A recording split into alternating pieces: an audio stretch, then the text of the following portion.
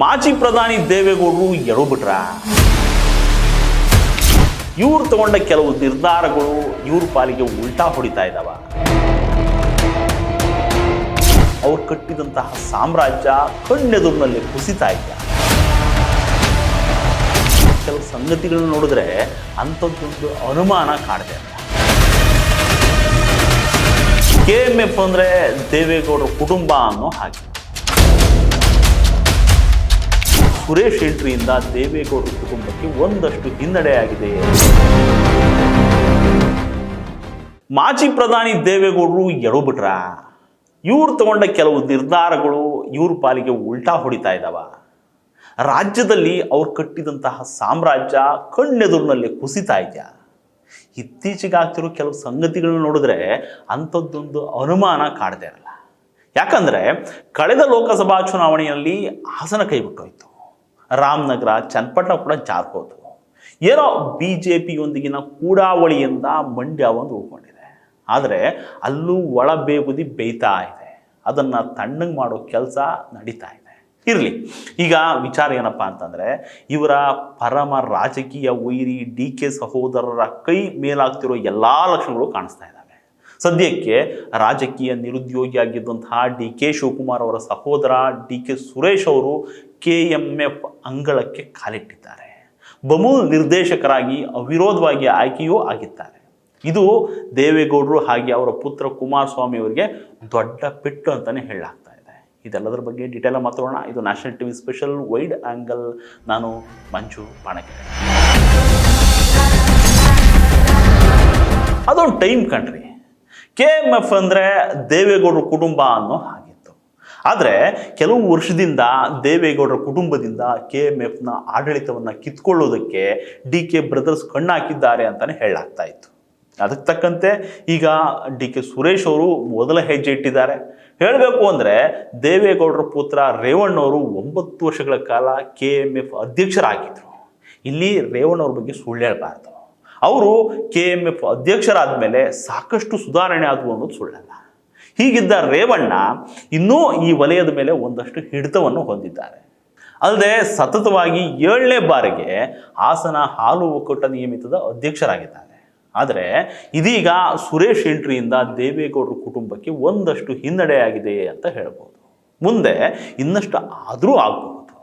KMF ಅಡಿಯಲ್ಲಿ ಬರುವಂತಹ ಬಮೂಲ್ ವ್ಯಾಪ್ತಿಯಲ್ಲಿ ಬೆಂಗಳೂರು ನಗರ, ಗ್ರಾಮಾಂತರ ಮತ್ತು ರಾಮನಗರ ಜಿಲ್ಲೆ ಹಾಲು ಒಕ್ಕೂಟಗಳು ಸೇರ್ತವೆ.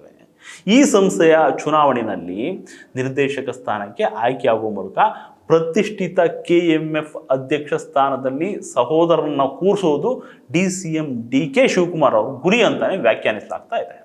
ಇದೀಗ ಬಮೂಲ್ಗೆ ಬಂದು ಸುರೇಶ್ ಕೂಳ್ತಾ ಆಗಿದೆ. ಇಲ್ಲಿ DK ಶಿವಕುಮಾರ್ ಅವರ ಲೆಕ್ಕಾಚಾರನೇ ಬೇರೆ ಇದೆ. ಅದು ಏನಂದರೆ, ದೇವೇಗೌಡರ ಕುಟುಂಬಕ್ಕೆ ಮಾತ್ರ ಟಕ್ಕರ್ ಕೊಡೋಕೆ DK ಶಿವಕುಮಾರ್ ನಿಂತಿಲ್ಲ, ಜೊತೆಗೆ CM ಸಿದ್ದರಾಮಯ್ಯನವ್ರಿಗೂ ಹೊಡೆತ ಕೊಡೋದಕ್ಕೆ ಮುಂದಾಗಿದ್ದಾರೆ ಅನ್ನೋದು. ಅದು ಹೆಂಗೆ ಅಂತ ಒಂದೊಂದಾಗಿ ಹೇಳ್ತೀನಿ ಕೇಳಿ. ಮೊದಲನೇದಾಗಿ ಬಮೂಲ್ ಚುನಾವಣೆಯಲ್ಲಿ ಸಹೋದರನನ್ನು ಕಣಕ್ಕಿಳಿಸಿ ಗೆಲ್ಲಿಸೋದು. ಆನಂತರ KMF ಅಧ್ಯಕ್ಷನಾಗಿ ಮಾಡೋದು ಒಂದು ಕಡೆ ಆದರೆ, ಮತ್ತೊಂದು ಕಡೆ ಹಾಲು ಒಕ್ಕೂಟದಂತಹ ಮಹತ್ವದ ಚುನಾವಣೆಯಲ್ಲಿ ದೇವೇಗೌಡರ ಕುಟುಂಬದ ಹಿಡಿತವನ್ನು ತಪ್ಪಿಸೋದು ಇನ್ನೊಂದು ಕಡೆ. KMF ಸಂಸ್ಥೆ ಪಶುಸಂಗೋಪನಾ ಇಲಾಖೆ ಸಚಿವಾಲಯದ ಅಡಿಯಲ್ಲಿ ಬರುವಂಥದ್ದು. ಅಲ್ಲಿ CM ಆಪ್ತರು ಸಚಿವರಾಗಿದ್ದಾರೆ. ಇದರಿಂದ ಅಲ್ಲಿ ಹಿಡಿತ ಸಾಧಿಸುವ ಉದ್ದೇಶನೇ DK ಶಿವಕುಮಾರ್ ಅವರ ಟಾರ್ಗೆಟು ಅಂತ ಹೇಳಲಾಗ್ತಾ ಇದೆ. ಸದ್ಯ ಬಮೂಲ್ಗೆ ಸಹೋದರನನ್ನು ಕರ್ತಂದಾಗಿದೆ. ಇನ್ನೇನಿದ್ರು ಅಧ್ಯಕ್ಷನಾಗಿ ಮಾಡೋದಷ್ಟೇ ಬಾಕಿ. ದೇವೇಗೌಡರ ಕುಟುಂಬ ಮತ್ತು DK ಬ್ರದರ್ಸ್ ನಡುವಿನ ರಾಜಕೀಯ ಚಿತ್ತಾಜಿದ್ದಿನ ಅಖಾಡವಾಗಿರುವಂತಹ ರಾಮನಗರ ರಾಜಕಾರಣದಲ್ಲಿ ಈಗ ಏನಿದ್ರೂ DK ಶಿವಕುಮಾರ್ ಅವರದ್ದೇ ಪಾರುಪತ್ಯ. ಇದನ್ನೇ ಆಧಾರವಾಗಿಟ್ಕೊಂಡು ಹಾಲಿನ ರಾಜಕಾರಣದಲ್ಲೂ ಕೂಡ ಗೌಡ್ರ ಕುಟುಂಬದ ವಿರುದ್ಧ ಮೇಲ್ಗೈ ಸಾಧಿಸೋದಕ್ಕೆ DK ಬ್ರದರ್ಸ್ ಮುಂದಾಗಿದ್ದಾರೆ.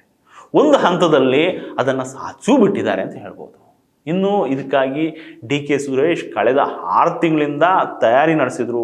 ಇವ್ರ ಕುಟುಂಬ ವಾಸವಾಗಿರುವಂತಹ ಕೋಡಿಹಳ್ಳಿ ಗ್ರಾಮ ಇದೆಯಲ್ಲ, ಆ ಗ್ರಾಮದ ಹಾಲು ಉತ್ಪಾದಕರ ಸಂಘಕ್ಕೆ 180 ದಿನ ಹಾಲು ಪೂರೈಸಿ ಅಲ್ಲಿನ ಆಡಳಿತ ಮಂಡಳಿಯ ನಿರ್ದೇಶಕರಾಗಿ ಆಯ್ಕೆಯಾಗಿದ್ದರು.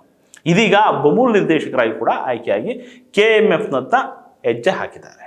ಆದರೆ ಅಲ್ಲಿ ಈಗಾಗಲೇ CM ಸಿದ್ದರಾಮಯ್ಯನವರ ಆಪ್ತ ಭೀಮಾ ನಾಯಕ್ ಅಧ್ಯಕ್ಷರಾಗಿದ್ದಾರೆ. ಇದು ಸ್ವಲ್ಪ ತೊಡಕಾಗೋದ್ರಲ್ಲಿ ಅನುಮಾನನಿಲ್ಲ ಅಂತ ಹೇಳ್ಬೋದು. ಯಾಕಂದರೆ ಭೀಮಾ ನಾಯಕ್ ಅಧ್ಯಕ್ಷರಾಗಿ 2 ವರ್ಷ ಆಗಿದೆ. ತಮ್ಮ ಅವಧಿಯಲ್ಲಿ ತಾವು ಸಾಕಷ್ಟು ಅಭಿವೃದ್ಧಿ ಕಾರ್ಯ ಮಾಡಿರೋದಾಗಿ ಅವ್ರು ಹೇಳ್ಕೊತಾರೆ. ಇನ್ನು ಈ ಹಿಂದೆ ಕೂಡ KMF ವಿಚಾರದಲ್ಲಿ ದೇವೇಗೌಡರ ಕುಟುಂಬದ ಕಾಲನ್ನು ಇದೇ DK ಶಿವಕುಮಾರ್ ಹೇಳ್ತಿದ್ರು. ಅದು 25 ವರ್ಷಗಳ ಹಿಂದಿನ ಮಾತು. ಅವತ್ತು ಇದೇ ರೀತಿಯ ರಾಜಕೀಯ ಮೇಲಾಟ KMF ಚುನಾವಣೆಯಲ್ಲಿ ನಡೆದಿತ್ತು. ಅವತ್ತಿನ ದಿನದಲ್ಲಿ KMF ಅಂದರೆ ರೇವಣ್ಣ, ರೇವಣ್ಣ ಅಂದರೆ KMF ಅನ್ನೋ ಥರ ಇತ್ತು. ಆಗ ಅಖಾಡಕ್ಕೆ ಎಂಟ್ರಿ ಕೊಟ್ಟಿದ್ದು ಇದೇ DK ಶಿವಕುಮಾರ್. ಆಗ KMFನಲ್ಲಿ ಗೌಡ್ರ ಕುಟುಂಬದ ಪ್ರಾಬಲ್ಯ ತಪ್ಪಿಸೋದಕ್ಕೆ DK ಶಿವಕುಮಾರ್ ಅವರು ತೊಂದರೆಗಾರಿಕೆ ಮಾಡಿದರು.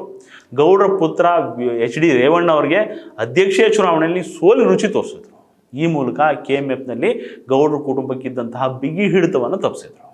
ಈಗ KMFಗೆ ತಮ್ಮ ಸಹೋದರನ ತಂದು ಕೂರಿಸಿ KMF ಜೊತೆಗೆ ಒಕ್ಕಲಿಗ ಸಮುದಾಯದ ಮೇಲಿರೋ ಗೌಡರ ಹಿಡಿತವನ್ನು ಗ್ರ್ಯಾಬ್ ಮಾಡೋದಕ್ಕೆ DK ಶಿವಕುಮಾರ್ ಅವರು ಪ್ಲಾನ್ ಮಾಡಿರೋ ಹಾಗಿದೆ ಅಂತ ಹೇಳಲಾಗ್ತಾ ಇದೆ. ನಿಮಗೆ ಆಗಲೇ ಒಂದು ಪಾಯಿಂಟ್ ಹೇಳಿದ್ದೆ, ಅದೇನು ಅಂದರೆ ದೇವೇಗೌಡರು ಇತ್ತೀಚಿನ ಕೆಲವು ನಿರ್ಧಾರಗಳು ಅವ್ರಿಗೆ ಉಲ್ಟಾ ಹೊಡಿತಾ ಇದ್ದಾವೆ ಅಂತ. ಅದನ್ನು ವಿವರಿಸಿ ಹೇಳಬೇಕು ಅಂದರೆ, ಈಗ ಕುಮಾರಸ್ವಾಮಿ ಅವರು ರಾಜ್ಯ ರಾಜಕಾರಣದಿಂದ ದೂರ ಉಳಿದಿರೋದು. ಇದಕ್ಕೆ ಕಾರಣ ಏನಪ್ಪ ಅಂತಂದರೆ, ದೇವೇಗೌಡರು ನೀನು ಸುಮ್ಮನೆ ಕೇಂದ್ರ ರಾಜಕಾರಣದತ್ತ ಗಮನ ಹರಿಸು ಅಂತ ಕುಮಾರಸ್ವಾಮಿ ಅವ್ರಿಗೆ ಹೇಳಿದ್ರಿಂದ ಕುಮಾರಸ್ವಾಮಿ ಇಲ್ಲಿನ ರಾಜಕೀಯದತ್ತ ಅಷ್ಟೇನು ತಲೆ ಕೆಡಿಸ್ಕೊಳ್ತಿಲ್ಲ. ಇದನ್ನೇ ಬಂಡವಾಳ ಮಾಡಿಕೊಂಡಿರುವಂತಹ DK ಬ್ರದರ್ಸು ದೇವೇಗೌಡರ ಕುಟುಂಬಕ್ಕೆ ಪೆಟ್ಟು ಕೊಡೋದಕ್ಕೆ ಮುಂದಾಗಿದ್ದಾರೆ. ಜೊತೆಗೆ ಸಿದ್ದರಾಮಯ್ಯ ಬಲ ಕುಗ್ಸೋ ಕೆಲಸಕ್ಕೂ ಮುಂದಾಗಿದ್ದಾರೆ. ಮೊದಲೇ JDS ರಾಜ್ಯದಲ್ಲಿ ಮೇಲೆ ಹೇಳೋಕ್ಕಾಗದೆ ಒದ್ದಾಡ್ತಾ ಇದೆ. ಪಕ್ಷಕ್ಕೆ ಚೈತನ್ಯ ತುಂಬುವುದಕ್ಕೆ ಗೌಡ್ರು ಮತ್ತು ಕುಮಾರಸ್ವಾಮಿ ಅವರು ಪ್ರಯತ್ನ ಮಾಡ್ತಾನೇ ಇದ್ದಾರೆ. ಆದರೆ ಅದು ಆಗ್ತಾನೇ ಇಲ್ಲ. ಹಿಂಗಿರಬೇಕಾದ್ರೆ ಚುನಾವಣೆಯಲ್ಲಿ ಅಪ್ಪ ಮಗ ಹಾಗೆ ಮೊಮ್ಮಗ ಎಲ್ರಿಗೂ ಕಹಿ ಗುಳಿಗೆ ನುಂಗಿಸಿರುವಂಥ DK ಶಿವಕುಮಾರ್ ಅವರು ಈಗ KMFನಲ್ಲೂ ಕೂಡ ದೇವೇಗೌಡರ ಕುಟುಂಬವನ್ನು ಆಚೆ ಇಡೋದಕ್ಕೆ ನೋಡ್ತಿದ್ದಾರೆ. ನೋಡೋಣ ಬಿಡಿ, ಇದು ಮುಂದೆ ಇನ್ನೂ ಎಲ್ಲಿಗೋಗಿ ನಿಲ್ಲುತ್ತೆ ಅಂತ. ನಮಸ್ಕಾರ.